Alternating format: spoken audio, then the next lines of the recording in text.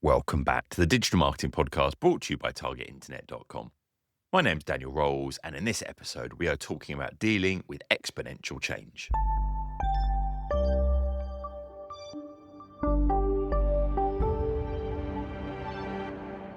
So we all know that AI is driving levels of change that we've never really dealt with before, and it's making everyone struggle to keep up to date with things, even worse than we've ever had in marketing.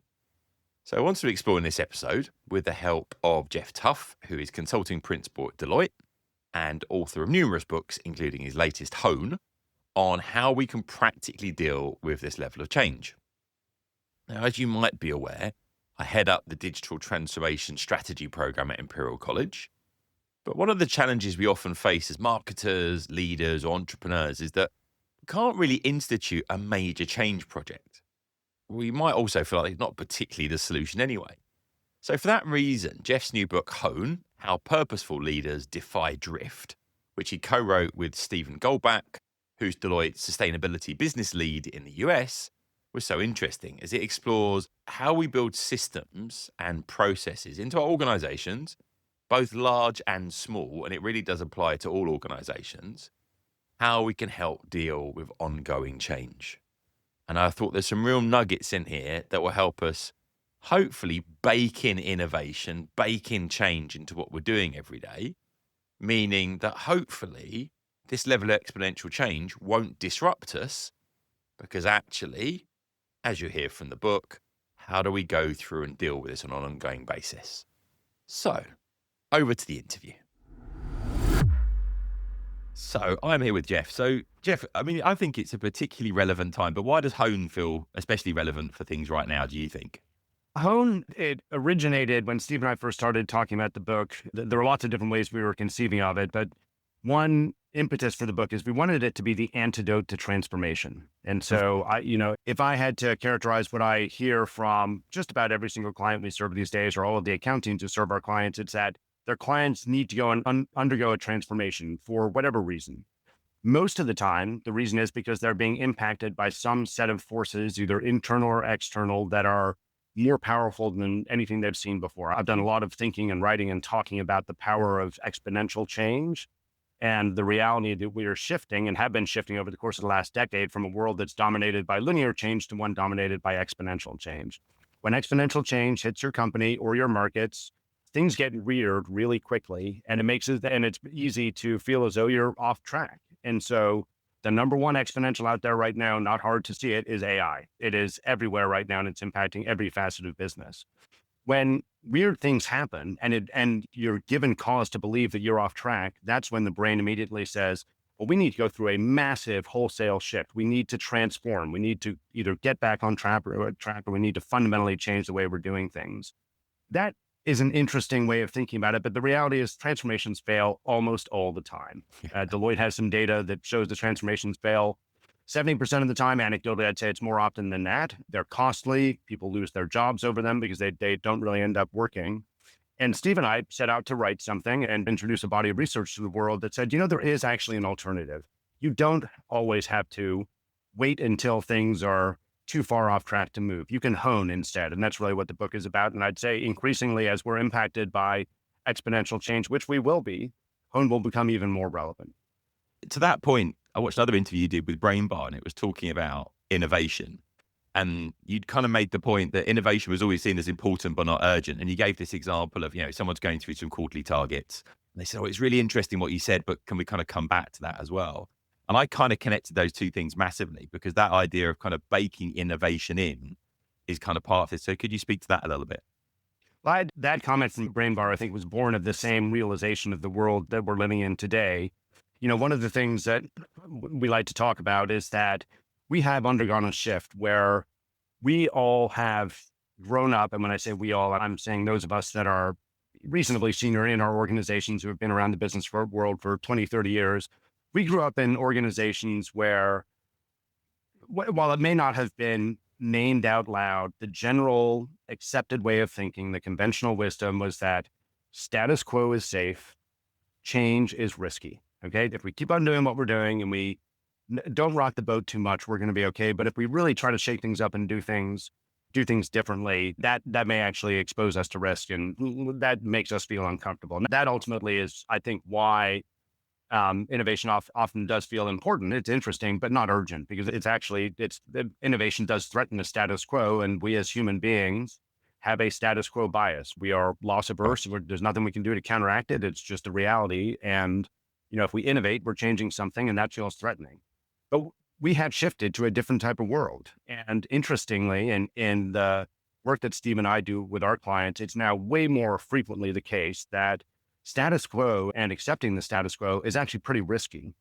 And change is actually the safe thing to do. But, the key is to change in the right ways. And in Hone, actually, a lot of the writing that we've done over time, we talk about the right way of approaching change versus the wrong way, which actually does sometimes expose you to risk. So talk to us about this idea of drift then, because why is drift such a big risk? Drift, as you, I'm sure, recognize, is part of the subtitle to the book. I will blame myself for hauling boating metaphors into just about everything we write. And again, as we were tossing around ideas for the book, I explained to Steve, who has been kind enough to come out sailing with me on occasion, what it's like to go through planning a sail and executing a sail. And obviously, this is a bit artificial in its exactness, but one version of what it looks like to go for a sail is you hop on the boat, or before you hop on the boat, you have a destination in mind, and you can either see a point on land or out on the horizon that you're aiming towards, or you have a set of coordinates that you're sailing towards, and you have a plan in mind, and you set off on the sail. And inevitably, as you are on that course, wind impacts your course of travel, waves impact it, current does, tides do, and you're incrementally knocked off track here and there. But you actually have the ability to recognize when you're drifting, when you're off track. Either you can see yourself drift away from the point on land you're aiming towards, or you have the machinery to tell you that you're no longer on track to the coordinates. And so you adjust course incrementally. You move the rudder a little bit, you trim the sails a little bit, and you're generally able to stay on the course that you set off for yourself. And obviously this is very simplistic. There's times when you're going directly into the wind where you need to tack back and forth. But then anyway, it's a controllable path of travel.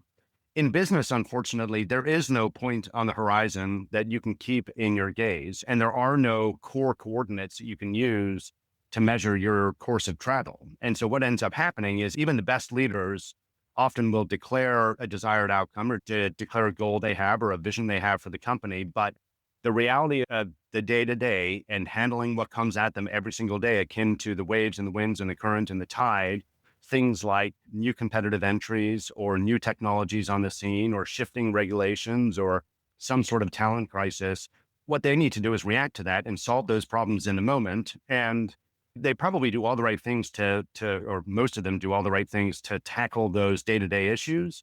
What ends up happening is the management systems that they use to address those issues over time pile up on one another, and they create this great encumbered, I'm now going to extend the metaphor probably unnecessarily, this great encumbered ship moving through the water. There's anywhere close to being on track to the original desired outcome. And it's when there is actually either for a report to the board or some reason to actually pick up their heads and pay attention to where they are and realize that, wow, we're really no longer headed the direction we headed to. That's where the necessity to transform or the desire to transform comes from, because there's a recognition that something massive has to happen to get back on track. And so that's the drift is what happens when organizations are no longer aligned and headed towards what we call in the book, their elemental purpose, the reason that they exist as an organization to their stakeholders here on Earth. So that's where the honing comes in, I'm assuming. And then, so what does that kind of look like in context? Yeah, I've now plowed through so many metaphors. I feel like we're going to be accused of using too many of them. This is great. I mean, if you knew Kieran, our co-host, he's obsessed with analogies, and particularly sailing analogies, because he spent a lot of time at the UK Sailing Academy. This fits in perfectly, don't worry. We should spend more time together. So honing came from an interaction that Steve actually had with a chef named Flannery. One of the things we did in this book, because we always like to try to bring the business ideas we have to life in accessible ways, we profiled 4 different artisans. Okay. So Flannery is a chef that we spoke to. We spoke to Sam Pollard, who's a documentary filmmaker. We spoke to Anna van der Waal, who's a very well-known boating photographer, actually, yachting photographer. And then we spoke to a good old-fashioned rock band from Canada called Our Lady Peace. We spoke to the lead singer and the bassist. And Flannery was one of the artisans that we spoke to. And Steve, this is actually nothing to do with the book. Steve was just with her when she was preparing to cook a meal at some point, and she pulled out her, well, we never really knew the technical term for all these things, but the honing rod, and she started, going away at it with her knife. And Steve said to Flannery, Flannery, I see you do this almost every single time you cook. Why do you have to sharpen your knives every single time you cook? And she said, actually, Steve, you got it wrong. I'm not sharpening the knife. I'm honing the knife. And there is a fundamental difference, because when you sharpen a knife, you are actually removing steel from the blade. It's an act of destruction, and you are revealing a sharp edge underneath it. But ultimately, what you're doing is removing steel from the blade. And that over time, you can't do that indefinitely. The knife becomes brittle, it gets worn down, it breaks, and too much sharpening is bad for the knife. So instead, what we do as chefs most of the time is we hone our knives before we cook. Hone is different because we're not actually removing steel from the blade. What we're doing is we're realigning all those, I think she called them snaggledy teeth things, that the bits of metal that microscopically have kind of come out of line, and we're bringing them back together into an edge that will perform as we need the knife to perform, to be safe and to do all the things we need to do as chefs. And it was an interesting moment when Steve and I then talked about that experience he had, because to us, it's a very similar temptation that companies have, or if you equate sharpening to transforming. And yes, you may transform a company, and if you're lucky enough to be one of the few ones that are successful to actually to get it done right, you may end up in a good place with a sharp edge for some period of time, but there's only so often you can do that. And instead, it's much better to pay attention day in, day out to honing your management systems, which are the tools of the trade of most senior executives in organizations, to stay on track. I love that. And so, how do leaders think about honing their organizations then? And how does that look in context? There is a theme through all of the writing that Steve and I do that actually is kind of fundamental to how we think about business. And that is that change of whatever scale doesn't happen unless someone somewhere changes their behavior. So I don't care how dominated we are by AI or technology. It is a fundamental reality that change doesn't happen unless there's a behavioral change somewhere in the value system of an organization. So we think about that as the kind of subatomic element of how businesses run. And so the purpose of management, the purpose of leadership ultimately is to make sure that one, especially at senior levels of the organization, is exerting the right type of control to drive the right types of behaviors to achieve the outcomes that organization needs to achieve to stay profitable, or for the mission of the moment, whatever the desired outcome is. And the issue we've got, I think, and one of the orthodoxies that Steve and I wanted to challenge in this book, is that many senior leaders, and I'll just say for ease of reference now, CEOs, when many CEOs think it's their job to be the inspirational leader of an organization. So they're the ones who chart the course for the company. They're the ones who make the promises to the capital markets. They're the ones who declare the vision and set the mission statement. And often they are the ones who approve the markets that they play in and the products that they prioritize and the business models that they're going to use, all the things that set the conditions for actually getting a strategy done. But then when it comes time to actually go and execute that strategy, they hand that off to someone else, usually lower down in the organization, and they ask for reports quarterly or semi-annually or what have you on how it's going.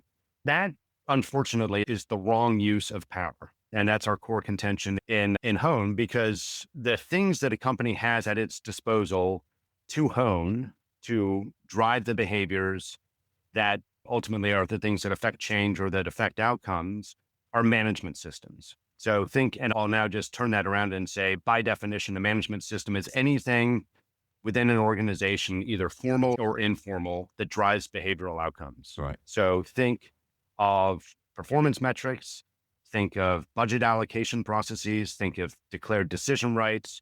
These are all things that ultimately guide behavior. And those are all those things I just named are formal management systems. There are informal ones as well, such as the types of questions that senior executives ask in meetings, or the way you kind of interact with others in the hallway. Ultimately, there's a lot of things that are management systems that drive behavior that, if you sum them all up, they're the company's culture, but that's a conversation for a different time. And what we believe should be happening to Hone is that, yes, senior executive CEOs should be setting the course and setting the vision for a company, but then they really need to get their hands dirty in executing through those management systems. So we spend a lot of time in Hone talking about the importance of CEOs thinking of themselves as being chief system designers. So really understanding what behaviors they're trying to drive and designing the management systems that will create those outcomes, not always on their own. Obviously, they need to work with others. They can't do everything, but they need to have their fingers in the details of how that work is being done if ultimately they're going to prevent the drift that we talked about before.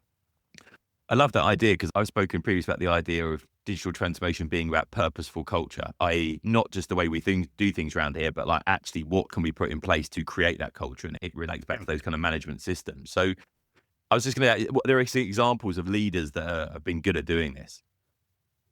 There are, and it feels a bit like an easy out for me to name the one I'm going to name, but I'm going to do it because I actually do genuinely believe in this, and we write about it in the book. But Jeff Bezos and what he's been able to accomplish over the course of his time at Amazon. I mean, and I don't happen to know the man, and I read the same business press everyone else does, but everything you read about the processes that they use within Amazon to drive the types of outcomes that they want to suggests that he innately, or maybe he thinks very similarly, he innately knows that he needs to be in on the details of how the company runs. So, the famous 5-page memo before a meeting, instead of having a lot of presentation slides, he set the tone. He didn't just set the tone. He made it a requirement that people write the summary memo of the purpose of the meeting and distribute it ahead of time so that when they come into the meeting and not everyone is faffing about listening to presentations and being bored and being on their phones, they're actually digging into the details immediately. And I'm sure I'm butchering the purpose behind that, but that did a bunch of different things, both for the culture of the organization and for the way people behaved, that led to, I think, one of the reasons for success behind Amazon. It trained people to think ahead of meetings about what they wanted to convey. It forced people to put ideas down on paper in a way that were succinct and therefore processed multiple different times before they actually got passed around in the memo. It forced people to read the memos ahead of the meeting unless they wanted to be caught out in it. And it led to a culture of being just much more efficient. And you think about all of those things from that simple act with that one management system, and that's one of only dozens and dozens that I've read about at Amazon over time. Think about the impact that that one thing did. And it came from Jeff himself. He's the one that declared that was going to be the case. And so, you could pick example after example, early on declaring that everything had to have an API so that there was intercommunication between different parts of the company. That led to a completely different type of company structure and culture than we see in most companies today.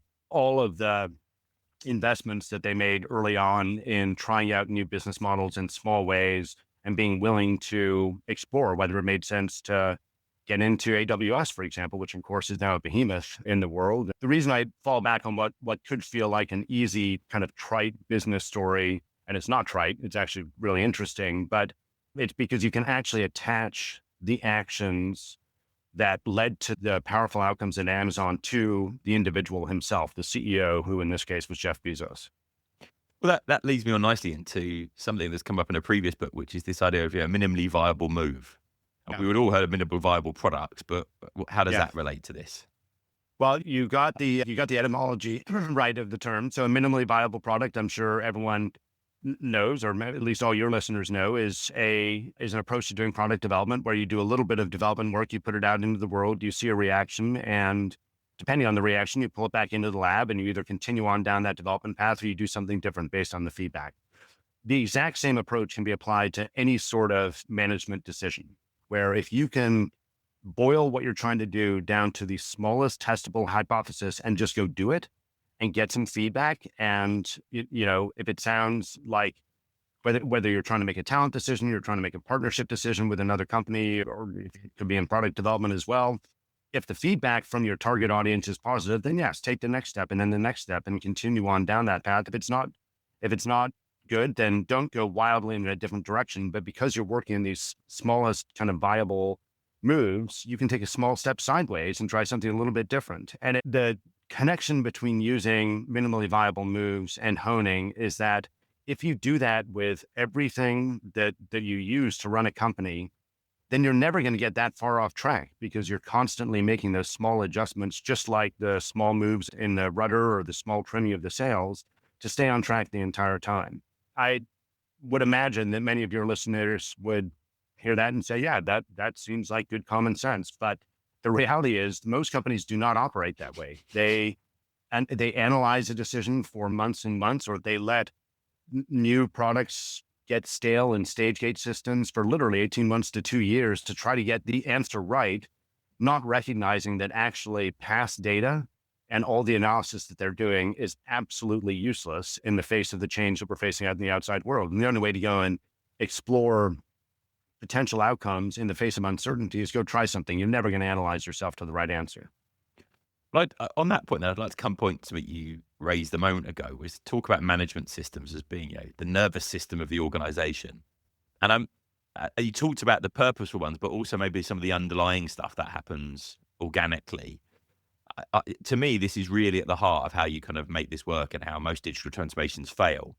So do you mind just talking about that a little bit more again as well? I think the informal ones in some ways are the word that comes to mind are the more insidious ones because they're the ones that people sometimes don't challenge and don't even recognize. But, all the, performance management, and I talked before about budgeting, and the more formal ones, I think are reasonably obvious what you need to do. It's actually incredibly hard though. And we had an experience with this yesterday trying to lead a group through this. Even when you know the impact of the formal management systems, you know which ones matter, and you know what the problem is, nailing down a behavioral change that needs to occur and finding an individual who is going to change a management system to drive that behavior, that gets really difficult, no matter how obvious on the surface the solution is. But it's doable. You need to constantly come back to the question of what is the behavior we're trying to drive and who has the control over the management system to go and drive it. That in itself is an act of honing, getting closer to the answer. The informal ones, though, are a lot harder to see. And actually, this in some ways goes back to the first book that Steve and I wrote together, Detonate. We talked a lot about orthodoxy and the power of orthodoxies, just the unspoken conventional wisdom around the hallways of an organization. In order to have a complete look at the management systems, we need to understand how orthodoxy is driving behavior in our organizations. And there are myriad ways that happens, but the core trick to start to root out some of those is just to ask literally, why are we doing things the way that we do? Whenever something seems like it's taking too long or we're not getting the outcomes, what are the forces that are leading to that? What are some of the belief systems that we're carrying around in our head that we can address that to get to a different outcome? And interestingly, or perhaps obviously, a lot of the time, the things that are driving the behavior are the way that senior leaders are acting. So beyond what people get paid for, just the way that what they ask about in the hallway. We had a great example of a very senior executive at a CPG company that Steve and I were working with, and he was incredibly frustrated because, and we were consulting with them on how to get better innovation out of the system. And we had a realization collectively that actually the most important innovation they could earn more money from was to drive commercial innovation and to think about business model innovation. And there was that was the mandate that we had. And the senior executive was getting incredibly frustrated with his team that they weren't hearing the message and coming up with more commercial innovations, because every single time they came into a meeting, they started talking about the product innovations that the team had come up with. And Steve and I sat in a couple of these meetings, and over time, it became pretty obvious what was happening, because this senior executive, and he was actually head of the business group, every single time a meeting started, someone would come in with a product innovation and he would ooh and ah over the product innovation for 10 minutes before the meeting even started. And then, we'd get back down to business and remind them that they were supposed to be working on commercial innovation, but he had trained the team to, no matter what was said, no matter what the strategy said, he had trained the team to recognize that he rewarded product innovation, even though that wasn't what he was saying. There's another great story that I don't know if it's apocryphal or not, but we've been telling it recently because Steve heard about it somewhere. But apparently, at some point in time, J. Edgar Hoover, who many of your listeners may know, ran the U.S. FBI for a very long time and had responsibility for our FBI network. And the way he communicated with many members of his team was through memos. They would write him a memo and he would respond to them by jotting down notes on the memo and send it back to them.